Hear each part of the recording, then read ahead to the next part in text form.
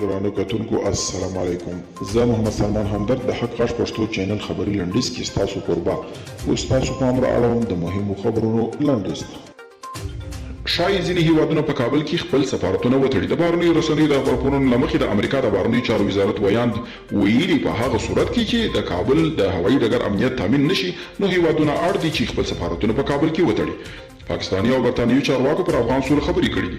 د راپورونو له مخې د پاکستان لومړي وزیر عمران خان د برتانیا لومړي وزیر بوریس جانسون سره ټلیفوني اړیکې لرلې دي او دواړو لورو پر افغان سوله او اړوند مسایلو خبرې کړې دي. کابل کې د کورونا د محدودیتونو عملي کولو ته ځانګړې بیړنۍ کمیټه جوړه شوه. افغان حکومت په کابل کې د کورونا ویروس د درېیمې څپې سره د مبارزې لپاره د خلکو د پوهاوي او د محدودیتونو عملي کېدو په موخه ځانګړې بیړنۍ کمیټه جوړه کړې ده او مسعود بختور د فراه والي ټاکل شوی دی. د سیمه ییزو ارګانونو ادارې د معلوماتو له مخې مسعود بختور د ولسمشر غني د یو فرمان له مخې د فراه د والي په توګه ټاکل شوی دی.